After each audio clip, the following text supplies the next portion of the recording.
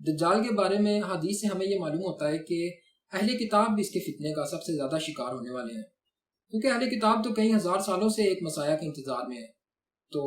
دجال کے لیے تو اس لیے ان کو گمراہ کرنا زیادہ آسان ہو جاتا ہے، کیونکہ یہ پہلے سے اس چیز کے انتظار میں ہے کہ مسیح آئے گا تو ان کے مذہب کو باقی ادیان پر غلبہ دلوا دے گا، اس لیے یہ لوگ دجال کے کہنے میں سب سے پہلے آ جائیں گے۔ لیکن اہل کتاب کے بارے میں ہمیں ایک چیز معلوم ہونی چاہیے کہ جو جیوز اور کرسچنز ہیں، ان دونوں کا اینڈ آف ٹائمز کا نیریٹو جو ہے یہ ایک دوسرے سے میچ نہیں کرتا ہے۔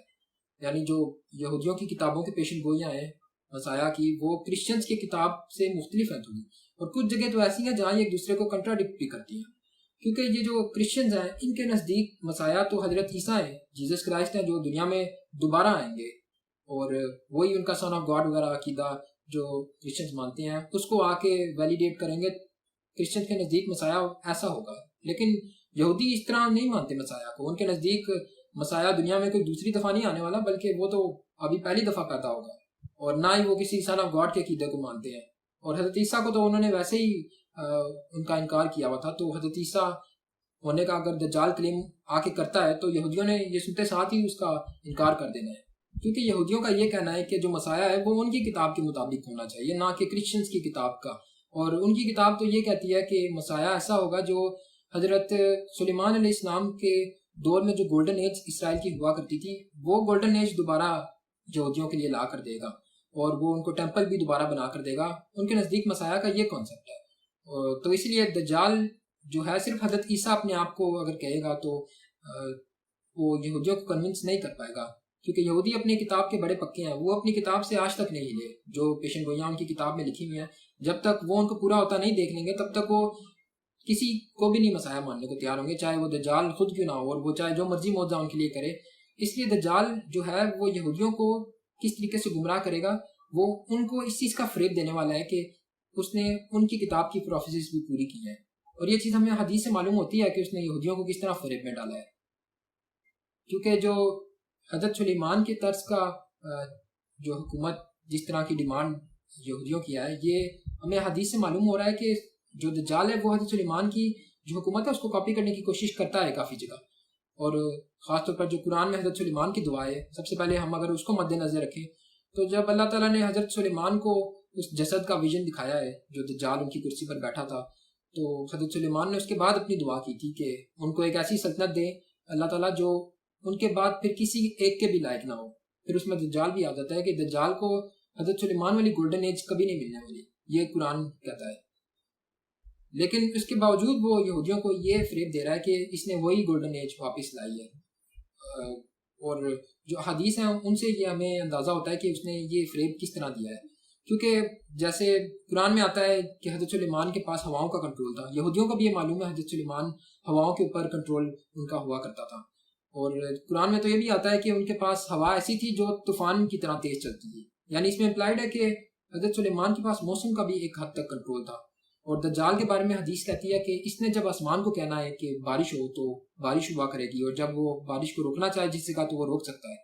یعنی حضرت سلیمان کا جو گرینڈ میریکل ہے ہواؤں کا، اس کا ایک چھوٹا سا حصہ دجال کے پاس بھی بطور فتنہ موجود ہے، جس کی وجہ سے وہ یہودیوں کو بتا رہے کہ اس کے پاس وہی حضرت سلیمان کی ہوا کی طاقت ہے، حالانکہ حضرت سلیمان کی پوری طاقت نہیں ہے اس کے پاس حضرت سلیمان کی دعا کی وجہ سے۔ اسی طرح حضرت سلیمان کے پاس اگر ہر قسم کے جنات تھے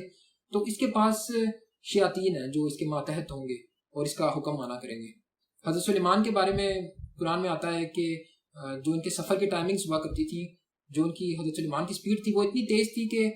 ایک صبح کا سفر جو حضرت سلیمان کا تھا وہ لوگوں کا ایک مہینے کا سفر ہوا کرتا تھا۔ یعنی ایک قسم کی ٹائم ڈائلیشن ہمیں حضرت سلیمان علیہ السلام کے دور میں نظر آتی ہے، اور دجال کے دور میں بھی ہمیں یہی ٹائم ڈائلیشن نظر آتی ہے، کیونکہ ایک تو اس کی رفتار اتنی تیز ہوگی، حدیث میں آتا ہے جیسے ایک بادل کو ہوا دھکیل رہی ہو، اور 40 دن میں جس طرح سے اس نے پوری دنیا کا چکر لگانا ہے، ہر کسی کو فتنے میں جا کے ڈالنا ہے، اس سے یہ معلوم ہوتا ہے کہ اس نے یہ حضرت سلیمان کے اس پہلو کو بھی کاپی کرنے کی کوشش کی ہے۔ پھر قرآن میں یہ آتا ہے کہ حضرت سلیمان کے پاس جو جنات تھے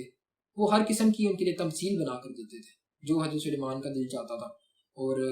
حدیث میں ایگزیکٹ پھر یہی لفظ آیا ہے کہ دجال کے پاس تمثال النار اور تمثال الجنہ ہے، یعنی اس کے پاس جنت کی اور آگ کی تمثیل ہے۔ جیسے حضرت سلیمان کے پاس اگر ہر قسم کی تمثیل تھی تو اس کے پاس صرف 2 ٹائپس کی تمثیل تھی جس کے ذریعے اس نے لوگوں کو فتنے میں ڈالا ہے۔ یعنی دیکھا جائے تو جو جو حضرت سلیمان کا میریکل تھا، جو جو ان کا معجزہ اللہ تعالیٰ نے ان کو عطا کیا تھا، تو اس کا ایک چھوٹا سا حصہ دجال بھی کاپی کرنے کی کوشش کرتا ہے، اور یہودیوں کو وہی چھوٹا حصہ دکھا کر یہ ظاہر کر رہا ہے ان کے سامنے کہ اس نے وہی ایگزیکٹ گولڈن ایج حضرت سلیمان والی واپس لا دی ہے۔ حالانکہ حضرت سلیمان کی دعا ہمیں صاف طور پہ معلوم ہے کہ وہ گولڈن ایج اب کبھی بھی نہیں آنے والی، اس لیے مسلمان کم از کم اس کنفیوژن میں نہیں آئیں گے اگر اس نے اس قسم کا فریب کیا ہے یہودیوں کے سامنے کہ گولڈن ایج واپس آ گئی، اور یہودی بھی اس بات پر پھر دنیا کے سامنے فخر کریں گے کہ ان کی کتاب سچ ثابت ہو گئی ہے، اور قرآن اور حدیث اس بات پر کلیئر ہے کہ حضرت سلیمان والا گولڈن ایج کبھی بھی نہیں واپس آنے والا، اور دجال نے صرف جو ان کی طاقتیں دکھائی ہیں یہ تو فتنے کے طور پر ان کو دکھائی گئی ہیں جو اللہ تعالیٰ کی طرف سے دجال کو دی گئی تھی۔ یعنی اگر اس لحاظ سے دیکھیں تو ہمیں دجال کے بارے میں یہ کنفیوژن نہیں ہونی چاہیے کہ اس نے صرف حضرت عیسیٰ کی آ کے نقل کرنی ہے، بلکہ اس نے حضرت سلیمان کی جو طرز حکومت تھی اس کو بھی کاپی کرنے کا دعویٰ اس نے کرنا ہے، اور جب تک یہ دونوں چیزیں نہ کر کے دکھائے، آدھا حضرت سلیمان کی طاقتیں اور حضرت عیسیٰ کا گیٹ اپ اور ان کا جو کرسچنس کے عقائد ہیں، ان دونوں کو جب تک اس نے کمبائن نہیں کرنا تب تک یہ اہل کتاب کے دونوں گروہوں کو گمراہ نہیں کر پائے گا۔ اور یہیں سے ہمیں دجال کے فتنہ کتنا خطرناک ہے اس کا بھی اندازہ ہو جاتا ہے کہ اس نے کس طرح سے پھر دو کنفلکٹنگ آئیڈیالوجیز کو اپنے اوپر لا کر اکٹھا کیا ہے، اور دونوں کو اکٹھا ہی اس نے گمراہ کر دیا ہے اپنے ذریعے۔ یعنی یہودیوں کو جب اس نے ساری چیزیں کر کے دکھانے کا فریب دینا ہے، دھوکہ دینا ہے، تو اس کے بعد یہودیوں کو چاہے وہ جو مرضی عقیدہ سکھائے، سن آف گاڈ کا، شرک کا، یا خود بھی یہ خدا ہونے کا دعویٰ کرے گا، تو یہودی پھر ویسے ہی اس کی بات مان لیں گے، کیونکہ یہودیوں کی بس یہی ضد تھی کہ ان کی کتاب کی پیشن گوئیاں ایک دفعہ پوری ہو جائیں، پھر اس کے بعد مسیح جو بھی ان کو کہے گا تو وہ اس کا حکم آنکھ بند کر کے مانیں گے۔ یعنی دجال کا یہ جو فتنہ ہے اس کو ہمیں ان دونوں اینگلز کے ساتھ دیکھنا پڑے گا اگر اس کو ہم نے اس کی فل امپلیکیشنز سمجھنی ہے، یعنی حضرت سلیمان کے اینگل سے بھی اس کو سمجھنا پڑے گا، اور حضرت عیسیٰ علیہ السلام کے بھی اینگل سے دجال کو ہمیں سمجھنا پڑے گا۔